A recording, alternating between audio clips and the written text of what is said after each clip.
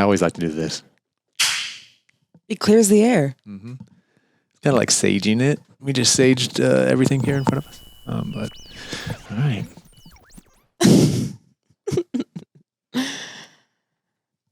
All right, welcome back to the Barcode Collective podcast. It's your boy Jacob Saldana checking in from a little hiatus. It's been a little while since I've been on here.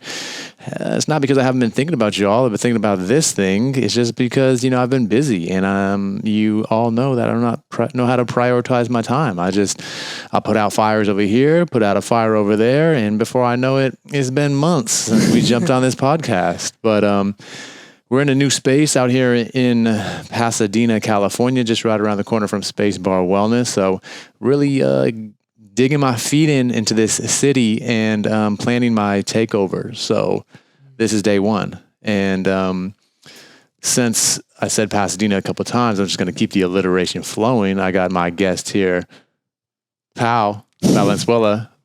Hi. Do you prefer... I said this the first time we met because your Instagram is Pau. Yeah. I like Paulina. What do you go by? Like, what do you want people to call you by? By whatever kind of meets our relationship. I have a lot. What of do you identify with? Like, when someone calls you Paulina, how do you feel? When someone calls you Pau, how do you feel? Like, are they different personas? Well, my full name is Paulina Sofia Valenzuela Ayala Cerrato. Okay. So that's my full name. All right. We didn't check the memory card here. I think we just ran out of space. I've always had a fond attachment to my name because of its, I guess, uniqueness. My dad actually named me after a supermodel, Paulina Portiscova from the 90s, which I thought was slightly odd. But hey, my dad liked the pretty ladies. But I go by a lot of different names because I kind of identify in a lot of different ways.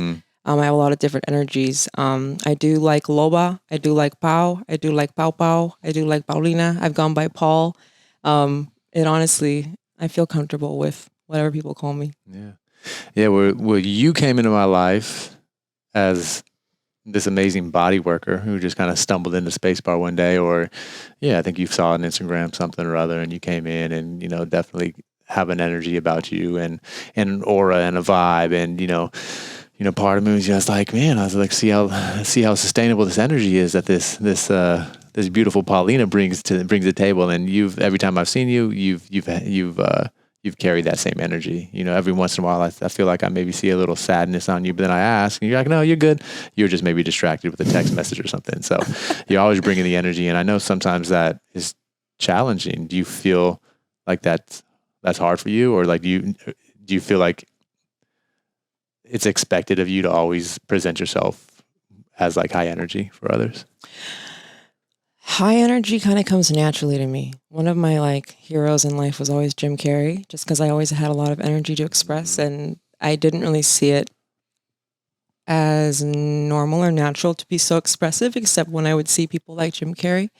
My energy is very natural. That undercurrent of sadness that you say that you see, or every now and then, I think I'll always permanently be a little bit of a sad boy or a sad girl underneath, just because of the really, really rough start that I had to life. I don't know if that's something that's ever going to go away. It's always a part of me that I'm trying to understand. But there's also the dichotomy of it all, that on the other side of that, I'm just incredibly grateful to be alive. In the last 5 years, I lost my grandfather, my grandmother, and my father. As well as a couple of friends to suicide. And it's like when you're going through grief and when you're going through loss of people, it just, I don't know, time doesn't stop. You just have to kind of keep going, but something kind of changes within you. And I went through a lot of phases of kind of withdrawal but still being there, being Pau, being happy to smile at people. But no, I think the reason why I'm so joyous now is because I just went through some incredibly, incredibly dark times. And through reflection, I just realized, like, be that change you want to see in the world. And nothing in life is promised. And everybody that you have the opportunity to connect with, like, in 10 minutes, something could happen and we won't be here anymore. So to me, I think that every moment is a gift. And so I kind of try to treat it that way. And every person that I come across is somebody. And I feel that. Yeah. Yeah. That's beautiful. And I mean, I think I often, think about death, and I recognize the impermanence in things. And sometimes I find myself getting really frustrated knowing that and fully understanding that, but then not allowing myself enough space to be present enough to like act in the way that I want to. So like cognitively knowing that nothing's promised, but being so disconnected from the present that I'm being a dick for some, you know what I mean? Or I'm saying something that I shouldn't necessarily say, or a lot of these things come out in my relationship where it's like, I'm just picking for no fucking reason, you know what I mean? Just like creating these little arguments for no reason, even though it's just somewhat fun for me. But like, honestly, if that was the last moment shared with Laura, that would be absolutely horrible. You know what I mean? So it's like, that's, that shows up for me a lot, so then I just end up being a little like tough on myself versus just not doing that anymore. Like, I don't know, like some of those, I don't know, but yeah, no, I always find myself, like, when I was younger in school, I guess I was bullied a lot through school. And again, it wasn't because I wasn't being a dick. I was being my friendly self as a kid. And I kind of wondered a lot. Sometimes I'm like, why did I say that? Gosh, like, why did I say that out loud? Sometimes I'd be like, that was dorky, or that was nerdy, or like, damn, I was just trying to connect there, but that just came out totally wrong. So sometimes, like, I've kind of reflected on that, and now I'll do more listening than I will talking. But I always feel that the people that we love get the short end of the stick. They get all the like. Definitely shows up in my world. That's for sure. And on that note of like, what do you say to like saying to somebody that you care about? Again, my sister was there with me through our traumatic childhood, and every night before going to sleep, she would force me to say, good night, goodbye, I love you, say your prayers, take care, sweet dreams. Her biggest fear was, what if I lose you in the middle of the night? And my last words to you won't be that. And it just goes to show like how much death and trauma can shape a child. Because like, why would a child be saying that kind of thing? Yeah. But yeah, I think we all have our own experiences of reality based off of like how soon we experience grief, death, trauma. I think that changes a lot about how we are, who we are, and how we experience life. Yeah. And, I think, we'll get to it, but like the way that you want to deliver body work and massage therapy is, through this trauma informed practice, and like creating the space for people to get a little bit more relief and support and all that. But before you found yourself here where we are today, you talked about a little bit of a traumatic childhood and what that looks like. You don't need to necessarily go into detail with any of that, but what does your origin story look like? Like what's your story up to this point? Because I know personally I've lived a couple lives already, so what does your past look like? Yeah, that's funny. I like to say the same thing, like a phoenix, I'll rise from the ashes. Yeah, and I don't mind sharing my origin story either. I think it's really important to share where you come from. I grew up in Baldwin Park, born and raised in Baldwin Park. I didn't really know much outside of my city. I didn't know much outside of my house. My mom was a single mom, and did her best to protect us and do the most for us that she could. She immigrated here as a biochemist from Mexico. So, yeah, her family really valued education. My grandparents only graduated like the 3rd or 4th grade. And to me, like, their story is my story. So, so they only really finished like the 3rd or 4th grade. So they really valued education. So all 8 of their kids went to school. My mom went to university, came over here, met my dad. My dad was charming, funny. He had his own story, his own trauma that he was hiding when they first met. And, they got together, had my sister. My mom was raised Catholic, so she couldn't exactly be honest with my grandfather when she got pregnant with my sister. So there begins the story of hiding, shame, and guilt, and all that kind of stuff, trying to paint a pretty picture. So me and my sister are about a year and a half apart, a year apart, and we grew up in Baldwin Park, and our grandparents kind of took care of us, my dad's mom and stepdad. And I just remember being in a lot of after school programs. I remember being left alone a lot as a kid. I was a latchkey kid, which a lot of people don't know that term. Latchkey? Do you know what that means? That you just locked that kid in the room and just like hanging out? Yeah. So you're the kid that you didn't have other kids to play with or anything. Your parents are working, so you were kind of locked behind the door. And you just kind of grew up by yourself. My mom cared about us. Again, she wasn't a bad mom by any means. We didn't watch like bad television, like The Simpsons and stuff like that. And so I read a lot as a kid. I would read like encyclopedias and all these classic books. And so my reality existed in like literature. And I had a really creative imagination. When I think back about it, I don't remember a lot of my childhood. And I think that's just our body's way of protecting ourselves from the weird stuff and the bad stuff that we go through. But yeah, my mom's family was all in Mexico, and my dad's family was pretty much my grandparents and then a couple more extended family. But went to school. I was a friendly kid. My mom wanted to spend more time with us, so she's decided to become a school teacher. And that meant that we got to get transferred to the school she was teaching at when she became officially a teacher. Cool. And that was like in a mainly like low-income Latino-based area, which was what I had been pretty much just exposed to at that point. I always had a really hard time with my own people because I'm of like fair skin. And so I don't know if that ever had to do with part of the whole like bullying aspect, but every school that I went to, I didn't feel like I fit in. And trigger warning on that fact, like at this point, going into elementary school, middle school, I'd already experienced sexual abuse at that point. So it was really difficult trying to navigate understanding like why there was so much rejection socially going on. But then on the other hand, there was like that twisted aspect of like somebody wanted you. And so it was really difficult. It was really, really difficult growing up, developing hormones, starting to feel like attracted to people and having people be attracted to you. I feel like when you don't have a stable connection growing up, it's incredibly difficult to have a healthy relationship. So man, I went through ups and downs, lots of downs, maybe like a couple ups.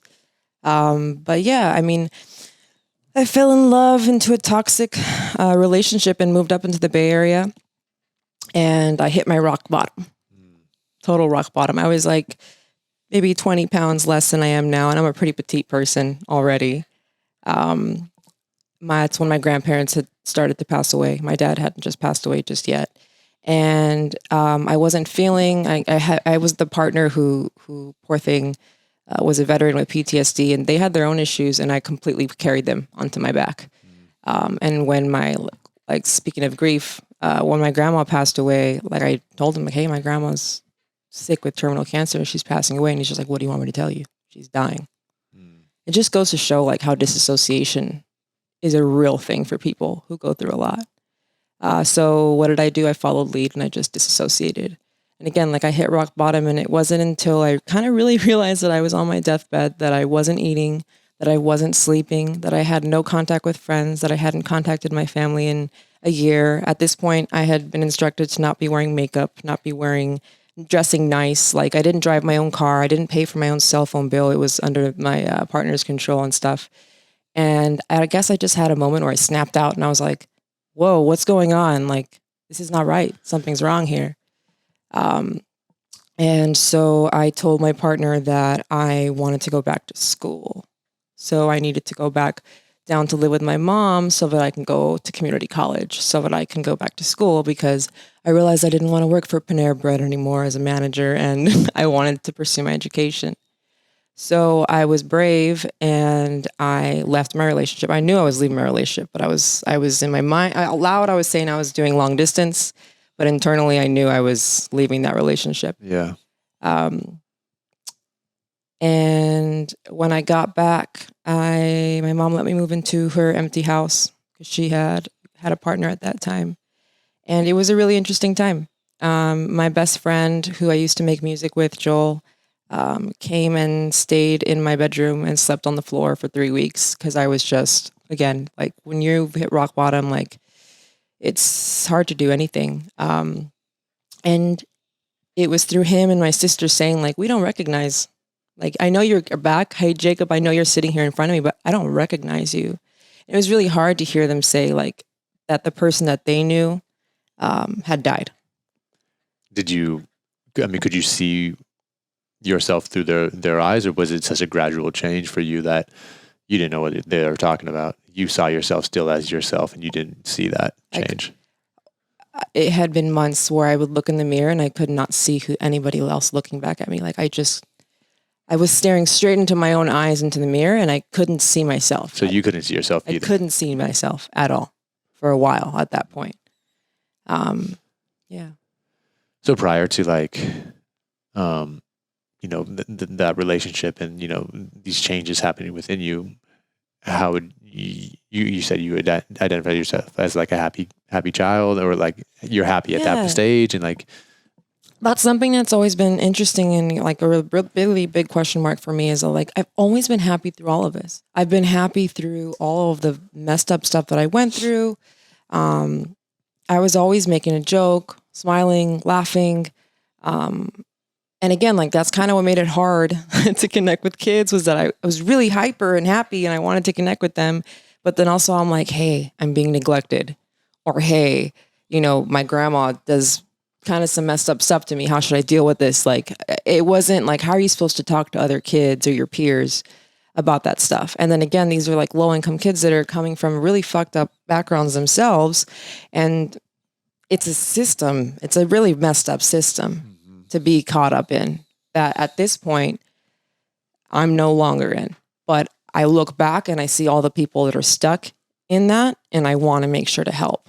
Yeah. Because it's not fair to me that people are born on an elevator, with a ladder, with nothing, or with a rope. And it's just like, jump, get the American dream, because everyone else is a rat race around you. Yeah.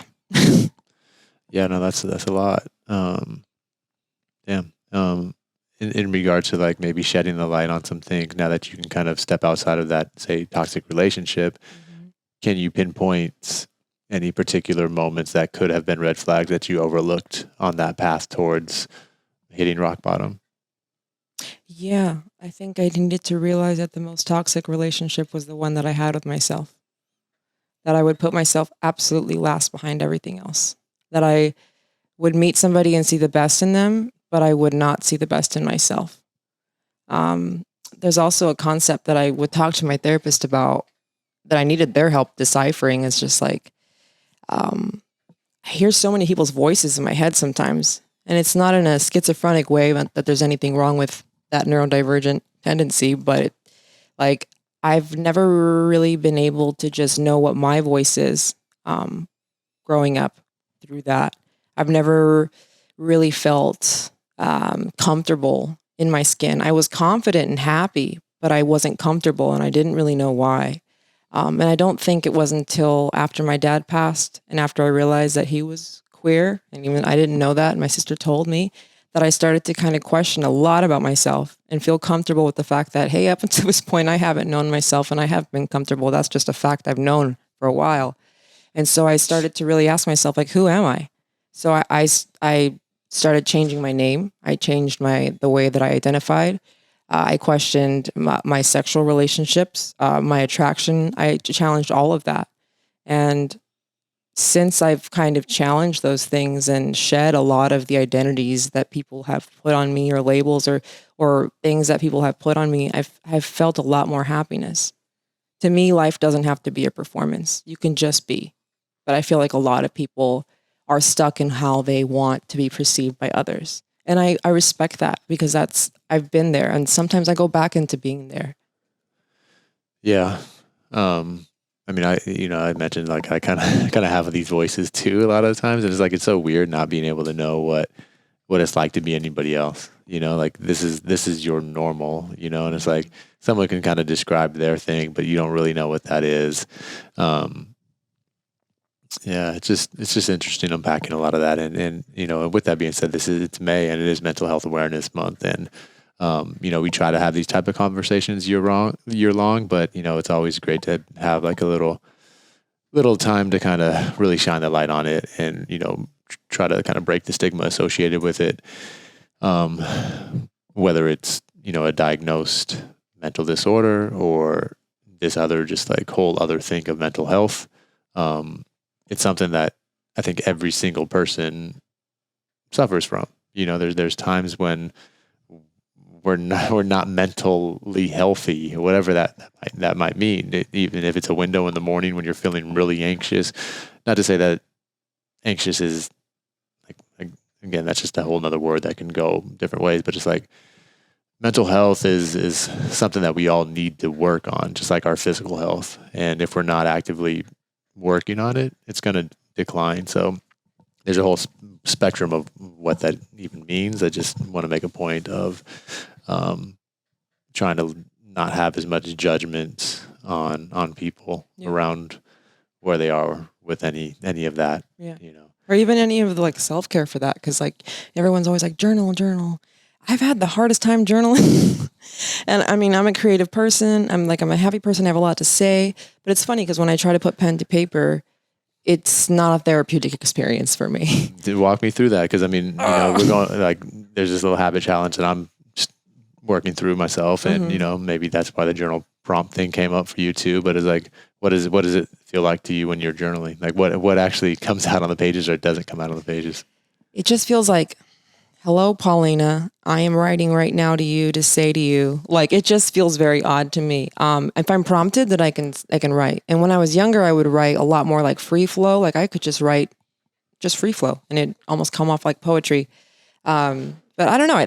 That's where I know that I'm still struggling with that judgment voice. That's what I was going to kind of say for myself too. So like, I've been really trying this. A lot of people have tremendous progress with journaling. Me, not so much. It's never been something that I've been able to stick to, but I think there's a lot there. And I think the reason why I haven't been able to do it is very similar to that. So like when I started this in, May, I started a couple of days early just to build a little momentum. So the first journal entry that I started writing down was just talking about like I don't even know who I'm writing to. Like, am I writing, like I'm almost writing to somebody else which shows up in my life a lot of times. The things I'm doing aren't for me. I'm doing this for somebody else or to be perceived by somebody else. So almost when I'm writing this like journal, it's writing to somebody else, thinking that somebody's going to see this. So I even have to somewhat hide my true feelings on this page, even from myself. You know what I mean? Sure, there's this like low key fear, like, oh, Laura's gonna have a moment where she wants to find this book and just like read through it. So maybe there's a little bit of that, but even then, it's like my mom didn't believe in privacy. She believed that it was her right to read our journals. But I mean, it's not even that. It's not very encouraging to write your thoughts out. So I mean, I didn't really have any like past issues of anything like that. This is me hiding from myself at some capacity. Yeah. You know what I mean? Like. So it's a weird thing for me. So I don't know. I'm working on it. I'm still trying to do it, but it's just like, I don't know who I'm writing to. So like that first page was all about like, dude, like who am I supposed to be writing to? Am I writing to myself? Do I write I? Do I write you? Who, like who the fuck? You're hyper aware of that self-conscious. There's a book I was reading called Entertaining Ourselves to Death. And it talks about like the first ways that humans even communicated and how media has evolved slowly from like smoke signals to like little pamphlets is like the modern day tweet. And just that, exactly that when you're writing, it's interesting that how communication has changed to where now when you're writing to dear reader who is reading my writing. And, and I think that both of us just seem to be hyper aware of that. Yeah. I mean, but within that is kind of a superpower too, and that's why it's just like being hyper aware, it comes with its benefits, whether it is empathy and it is like picking up on somebody or being able to say the right thing at the right time, used for good or bad. Yeah. It comes from that, I've always found I think that on the topic of mental health, I think neurodivergency and just being different are superpowers. You just have to see them as such. On that note, with being a really empathetic person. It can destroy you, or it can be what connects you to other people. And it's, again, like, it's a tool to be managed. So as long as you can manage the tools that you have, they don't have to be labeled as good or bad. They just are. They're tools to be utilized. And I think it's we used to start each of my massage therapy classes with like a little lesson in philosophy, and that was one of the big ones, is don't label things as good and bad. They just are. Because if you label things as good as bad, you're going to continue to go through life as like, oh, the girl I like wants to go out with me. This is good. I'm good. Oh, I got the promotion at my job. This is good. I'm good. And then something bad happens and you say, oh, this is bad. I feel bad. I'm bad. And it's like, there's no reason why we need to be putting that type of pressure on ourselves or punishing ourselves double for what just is naturally the way it's going to be. Yeah. It's like a Chinese proverb I shared a few episodes ago. You know, it's like the things that we think that are good often lead to some of our biggest challenges. You know, like the classic example is the people who often win, say, a lottery, and then their life just spirals out of control because that good thing put them on a trajectory that ended up horrible. And, you know, in my experiences, some of the most challenging bad things in my life have led to the most amazing opportunities and, you know, good things to follow. Right. So it's like, so you're right about that. Yeah. I attribute all the negativity and hardships that I went through as a child and as a teenager and as a young adult. I attribute that to why my passion is to be a trauma-informed therapist. I just want to make sure that there's a space and that people understand that there are people out there who value their experiences and see them for who they are, and will assist them in getting the help that they need. Because I think that's something that I really wanted and needed when I was going through my physical and mental health crisis. Yeah.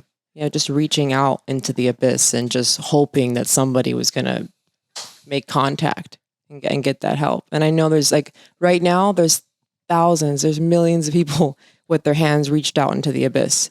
And for different reasons, like some of them want connection to health resources. Some of them want to be connected to another human being and to feel like they matter. Like, there's so many different needs on different levels that I feel like go unnoticed, because what we really strive for is the aesthetic of things and not necessarily like the spiritual connection.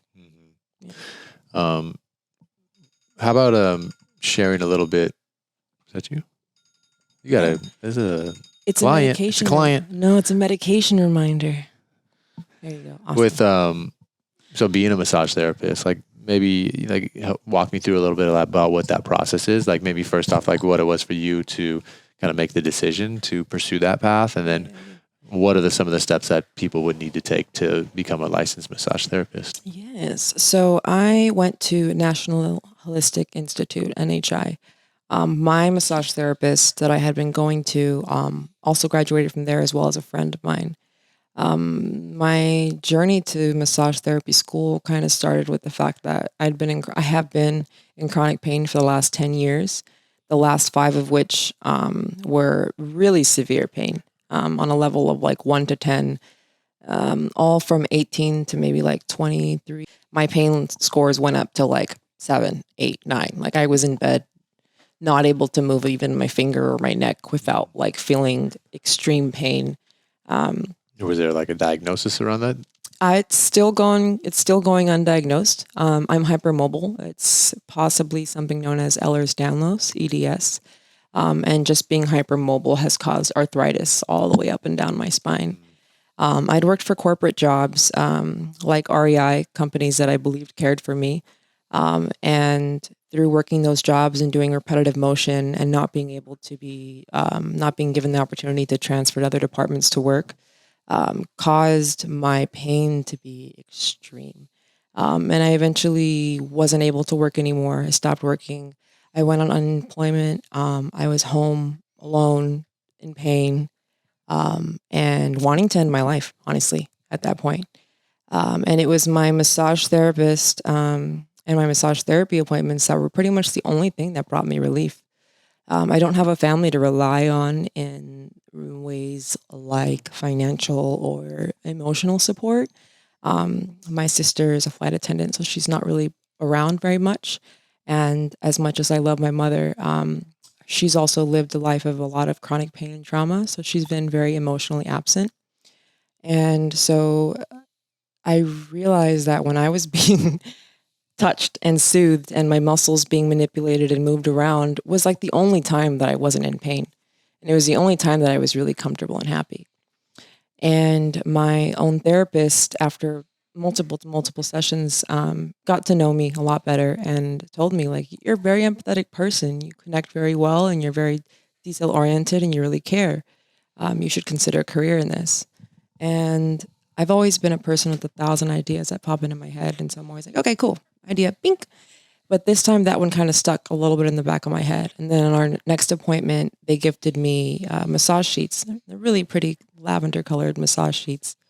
And it just told me that somebody believed in me. And I hadn't had a lot of that encouragement in my life. I hadn't had my family be around very much. And the people who did take care of me, my grandparents, my grandma bullied me a lot. Talked to my therapist about it, and they're like, well, a lot of the people who were supposed to take care of you really let you down in life. So I knew that I wanted to do something with my life up until that point. And I hadn't felt like I had been playing on an even playing field. And I didn't feel like I had a chance to up until that point. So I know unemployment came through for a lot of people, and it kind of, with a lot of, pandemic happening and people changing direction, I thought to myself, like, what do I really want to be doing? I've graduated high school, and since graduating high school, I've worked for multiple corporations, have been promoted to management multiple times, and have found out that that's a glass ceiling. They don't treat you well, and it's when you're a person like me, like, you really want to take care of your staff, and you end up overexerting yourself like crazy. You end up burning yourself out. So I just decided to sign up for massage therapy school, the school that my friend had applied to.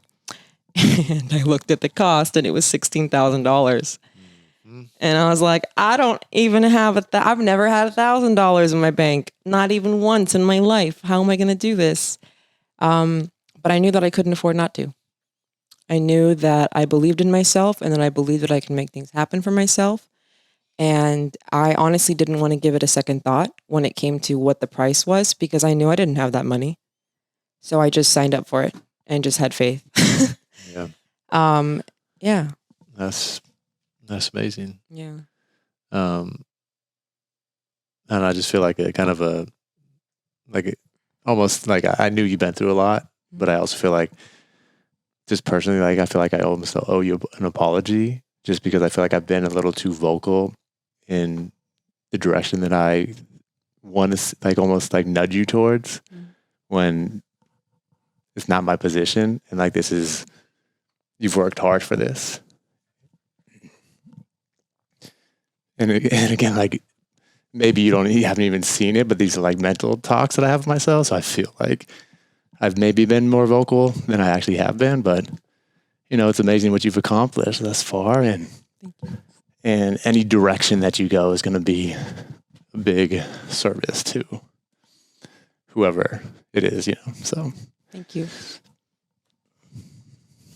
I don't know. Honestly, I don't even know why I got really emotional about it, but.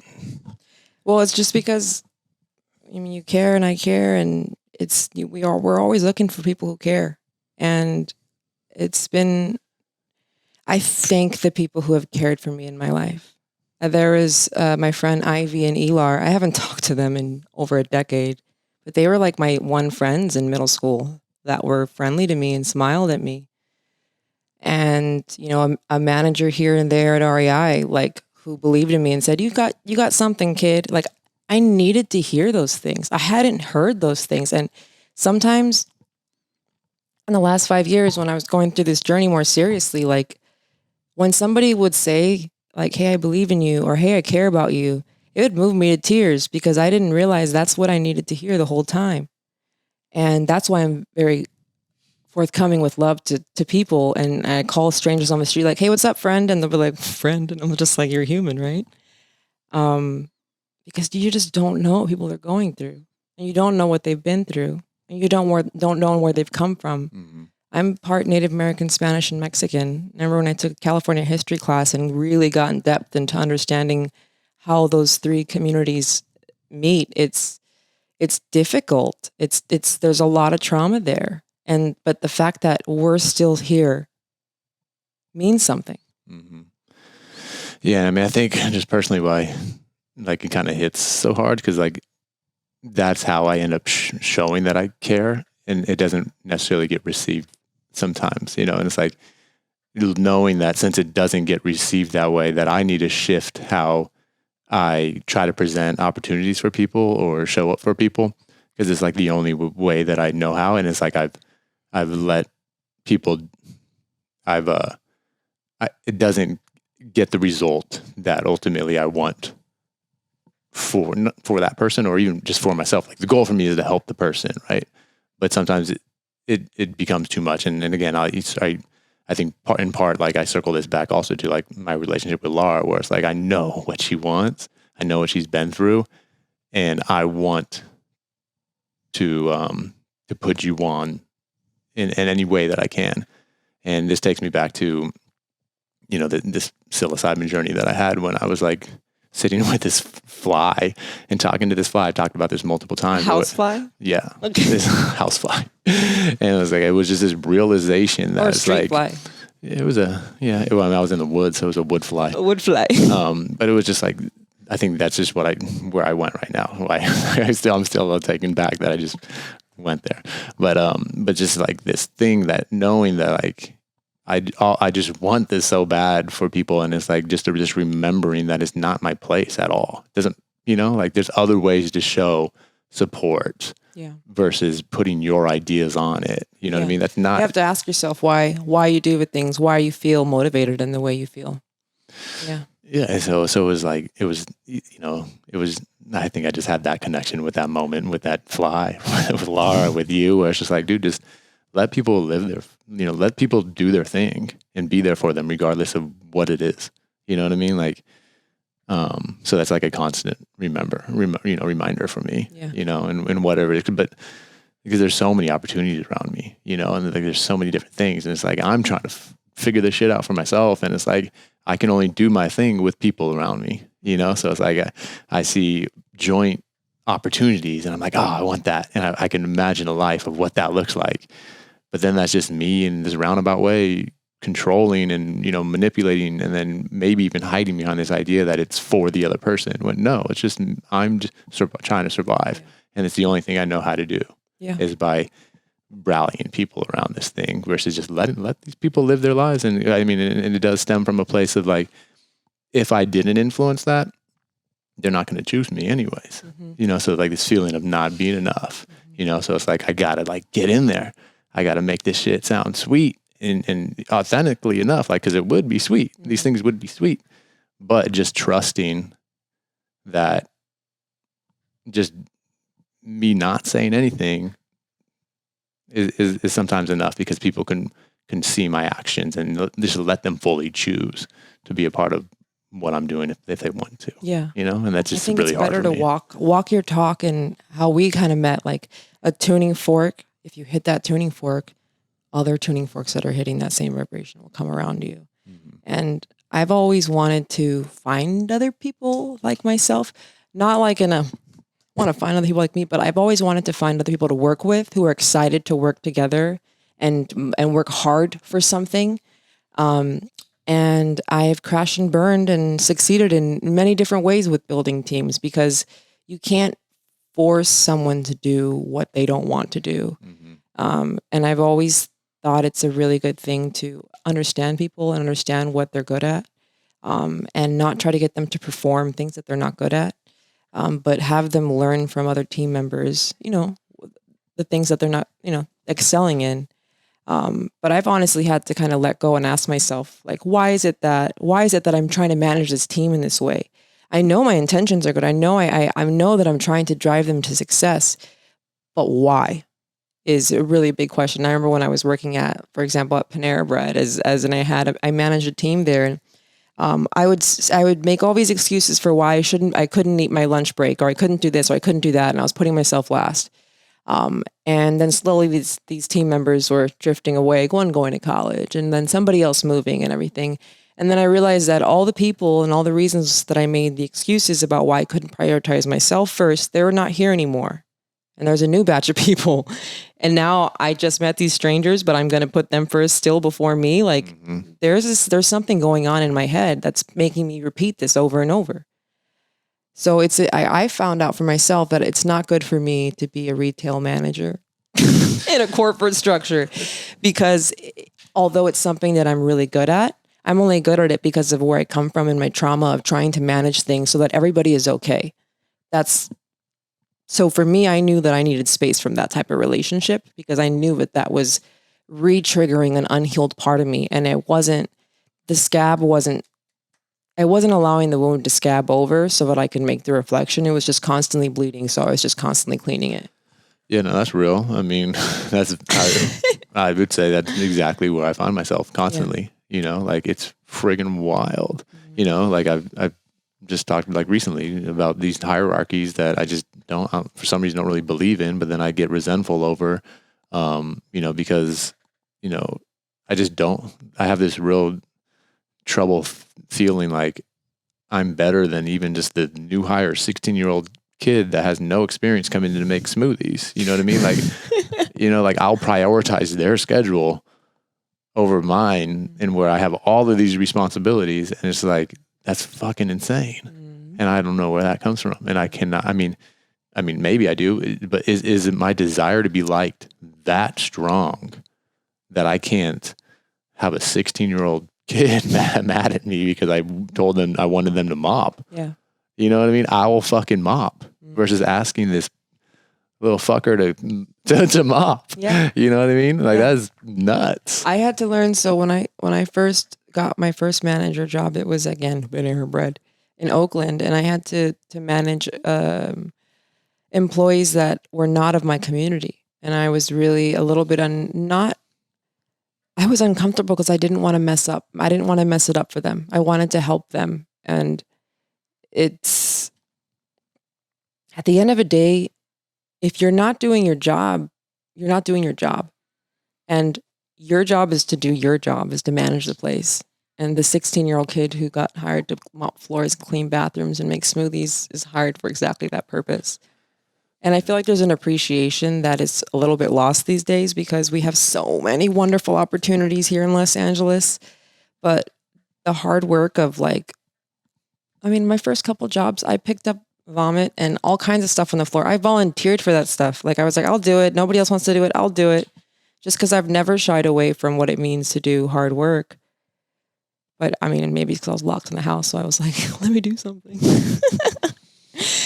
But I don't know. Like I said, I think it's really interesting how people's experiences shape their realities, and then everything follows after that. So if you could accept that your reality is just based off your experiences and you could have been totally wrong the entire time, I feel like you can let go of a lot and you can move forward in a new way. Because like you said, life's like a phoenix sometimes, many, many times. But are you still carrying all the old scars from all the last times? Yeah. New iterations? Yeah, I mean, I'm definitely confident I'm going to figure this out, but it's just like, it is frustrating, and it's like, I think in part you feel like you're making a step towards that. You're bringing awareness to something, you're doing what you need to do to try to correct it, and then something just doesn't go right. Yeah. You know what I mean? Like, so say, I guess, Spacebar, use that as an example. It's like, you lead with trust, and you say hire people, and you're like, okay, I don't necessarily have this money, but I'm going to try to commit this money to, A, B, and C crew members so that they can lead the charge. So I'm either one, removing myself from having to be that person that even tells somebody to mop, or we're just trying to fix that. And then whatever doesn't go smooth, whether it's construction challenges and you go over budget or you get through that, and then the pandemic hits. So it's like, damn, I was getting close to solving this, at least for myself, or at least trying to, and then you put back into this, and now you go through this cycle of kind of more distrust almost, because now, people that you thought were there for you bailed on you again. And it's just like, again, that's the narrative that I often choose to tell myself, and that's not really the case. But it feels good sometimes to be like, man, everyone just bailed on you. And no, for sure.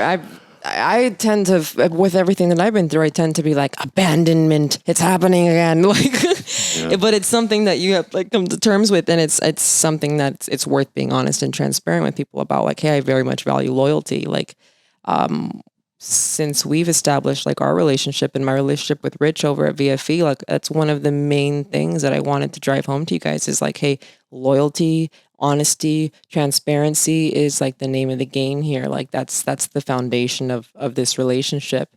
And I never want you, again, going back to the term performing, I don't want you performing for me. Like I want you to be honest with what you have to give, what your needs are, who you are, so you can have a real relationship, so you can really move forward. And I think that's a big problem that a lot of us have is that we don't want to be seen naked. We're like, ow, don't look at me. But get comfortable with it, you know, because unless you're naked, how are you going to find other people who actually like you? Yeah, I mean, I know. I mean, I mean, with that, I mean, I do keep things very, very real and you honest. do. You know, like I jump straight to the point. You know, and it's just like, but I would say, are you honest with people about what you need from them? I feel, yeah. I mean, like in all of our conversations, yeah. I don't think there's ever been anything that hasn't been. I think, you know, as I again reflected, like on my, you know, my apology. I think a big part of that apology was also like. Kind of to myself because like it's part like something that I really want to I do like I'm kind of hard on myself in that sense of like solving the things that I know that I want to solve with myself, and then I found myself kind of back in that cycle of like yeah I mean I don't know if I answered your question, but I think I'm trying to be as clear and concise with what I want and need from people. And I think maybe there's something in that where it's like when I am, it doesn't get received. Yeah, you know, that's always been my struggle too. Is like I'm confused. I'm communicating exactly the structure that needs to be followed to get to the success. Yeah. Why can't everybody just you fall in line, and then boom, boom, especially when you're assuming that the person you're talking to is kind of giving you everything that they need, and therefore what you're trying to provide, it seems like it completely matches. Yeah. And then when it doesn't, or there's like hesitation, you're like, what the fuck's going on? Like, why aren't we running with this thing? Yeah. You know what I mean? Because I I try to hear everything you're saying, and then I'm like, okay, well, this, and this falls in place. This, and that doesn't seem to quite be in alignment. But then again, that's not for me, you know, and that's the thing, you know? So it's just like, I've learned a lot from people like another one of my peers, April. The way that she kind of like non-personalizes a lot of like business things is something that I really liked to kind of pick up from, because especially when you're trying to manage a team and it seems like it's quite easy, but they're like not following through and you're struggling to understand why. The best thing to do is still continue to communicate and to in a non-personal way. And it's not easy. It's not something that I've mastered. Like every time I need to have a confrontational conversation, I'm definitely writing it out, having somebody pre-read it like before I send it out or something like that.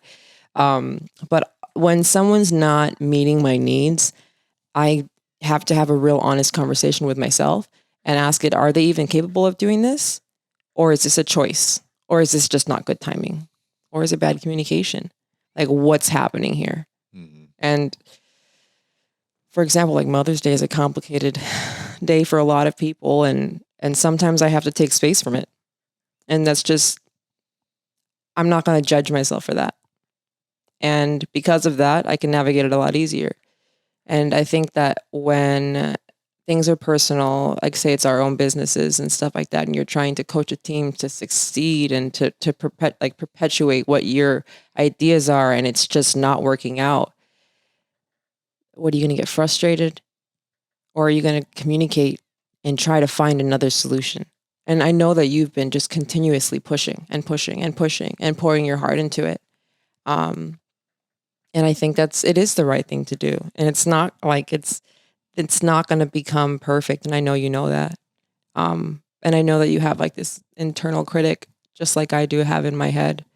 But yeah, I see you as whole and perfect and flawed as a human. And I see myself that way as well.